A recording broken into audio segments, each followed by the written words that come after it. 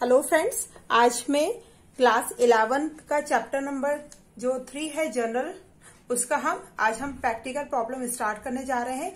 पिछले वीडियोस में मैंने सारे एग्जाम्पल आपको एक्सप्लेन करके बताया है। तो प्रैक्टिकल प्रॉब्लम्स में सबसे पहले दिया हुआ है, जो है क्वेश्चन दिया है वो दिया है journalise the following transaction in the books of Anand general merchant. हमको किसकी बुक्स में एंट्री करना है? आनंद जनरल मर्चेंट्स की। क्वेश्चन दिया हुआ है, फर्स्ट ट्रांजेक्शन है mister Anand started business with cash ₹60,000। देखिए मिस्टर आनंद ने जो बिजनेस स्टार्ट किया है वो 60,000 से किया है। तो ये तो है क्वेश्चन। तो सबसे पहले मैंने क्या किया, यहाँ पे फॉर्मेट बना लिया है। जो जनरल का फॉर्मेट होता है बिल्कुल सिंपल तरीके से हम लिखते हैं सोल्यूशन, और क्वेश्चन में जो दिया जाता है कि किसकी बुक्स में आपको एंट्री करना है उसको यहाँ पे इस तरीके से लिखा जाता है, इन the books of Anand general merchant, और नीचे लिखते हैं जनरल एंट्री, क्योंकि हम इस क्वेश्चन में जनरल एंट्री करेंगे। फॉर्मेट बनेगा date, particulars LF, debit amount rupees में एंड क्रेडिट अमाउंट रुपीस में। तो हमारा सबसे पहले हम लिख लेंगे यहाँ पे सन 23 अप्रैल 1। ठीक है, सबसे पहले हमारी एंट्री बनी है mister Anand started business with cash. तो हमारे बिजनेस में क्या आ रहा है? कैश आ रहा है। तो हमारी एंट्री बनेगी cash account debit to capital account. Narration हम लिख लेते हैं। नरेशन लिखना बहुत कंपलसरी होता है।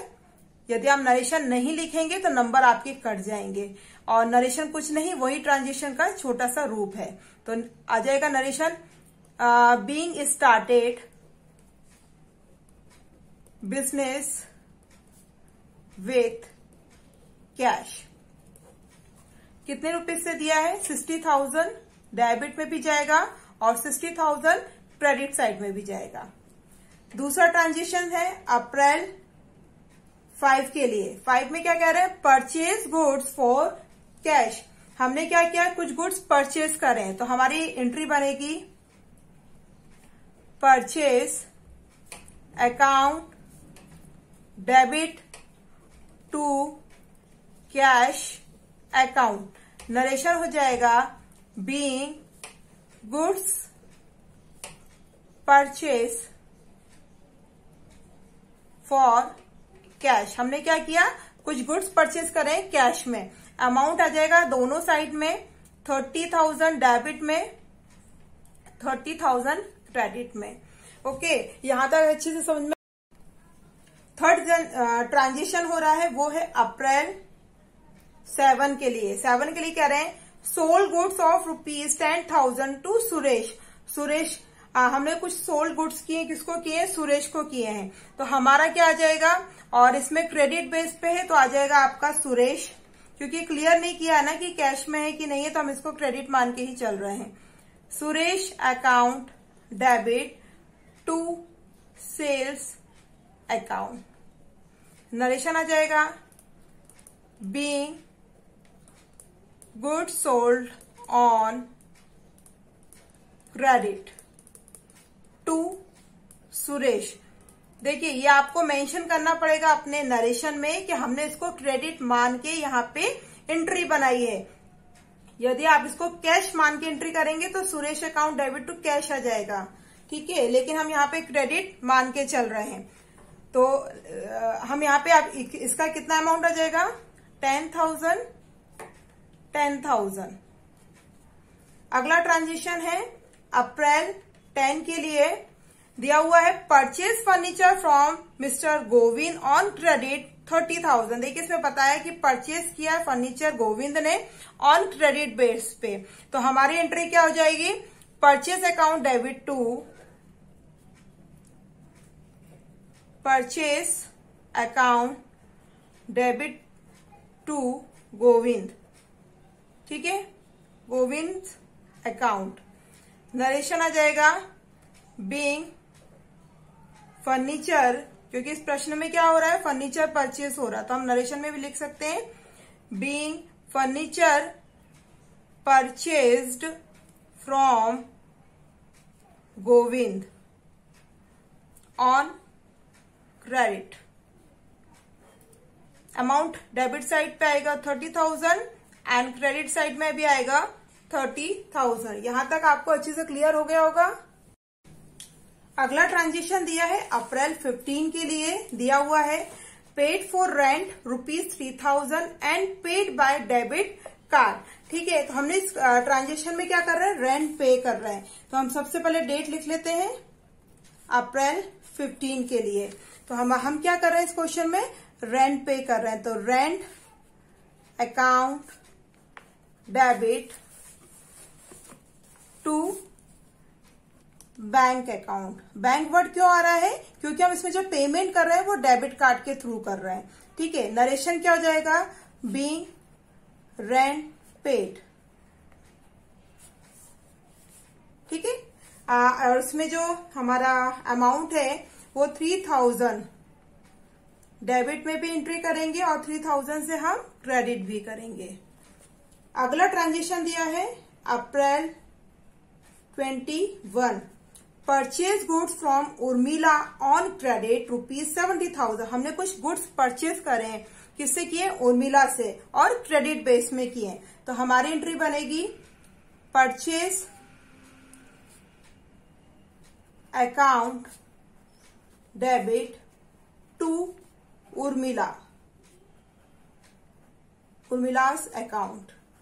ठीक है, अमाउंट है डेबिट में आ जाएगा 70,000 एंड क्रेडिट साइड में भी आएगा 17,000। बोथ साइड इक्वल अमाउंट हमारा रिटर्न होता है, लिखा जाता है, राइट लिखा जाता है। और इसमें हम नरेशन लिखेंगे बीइंग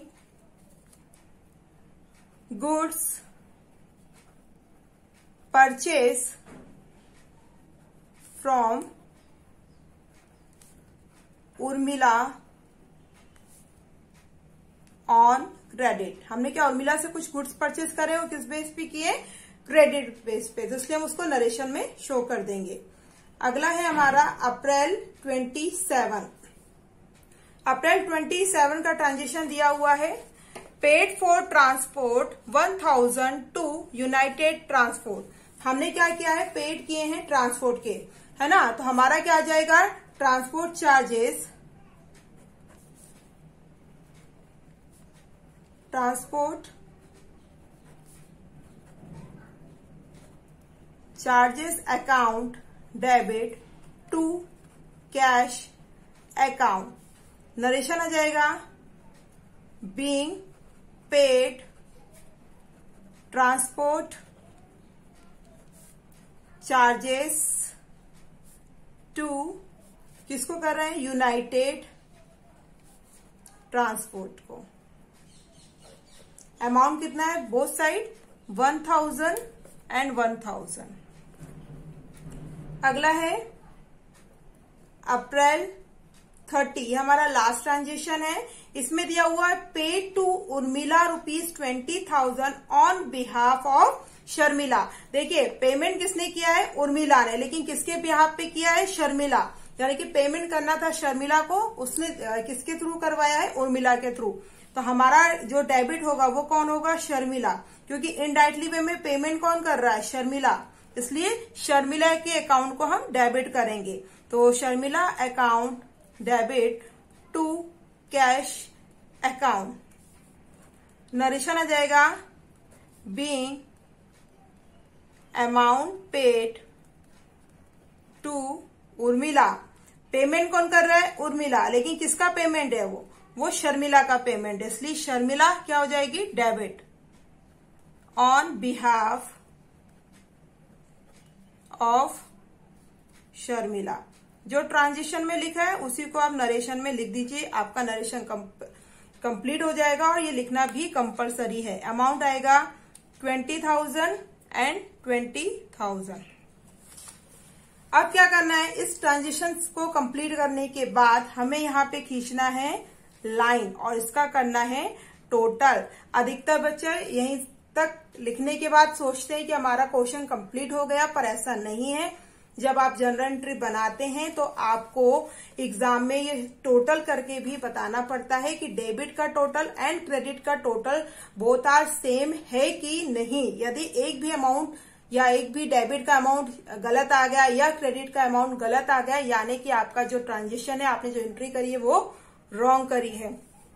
तो मैंने यहाँ का टोटल किया है, तो टोटल करने के बाद मेरा आंसर आ रहा है 2,24,000, 2,24,000। दोनों साइड का टोटल करने के बाद आप इसको डबल लाइन कर देंगे, यानी कि आपका टोटल कंप्लीट हो गया है। यानी कि ये आंसर आपका आया है 2,24,000 दोनों तरफ का, यानी कि आपने जो ट्रांजेक्शन की जो एंट्री करी है वो करेक्ट करी है। आप खुद भी एक बार इसको चेक कर लीजिएगा। तो आई होप आपको ये मेरा जो प्रॉब्लम नंबर 1 मैंने जो सॉल्व किया है अच्छे से क्लियरली समझ में आ गया होगा। इस क्वेश्चन से रिलेटेड जो भी कोई प्रॉब्लम हो मुझे कमेंट सेक्शन में कमेंट्स करके पूछिए, मैं जरूर बताऊंगी। और जो भी मेरे चैनल को फर्स्ट टाइम देख रहे हैं प्लीज चैनल को सब्सक्राइब जरूर कीजिएगा। तो मिलते हैं प्रॉब्लम नंबर 2 के साथ। Thank you.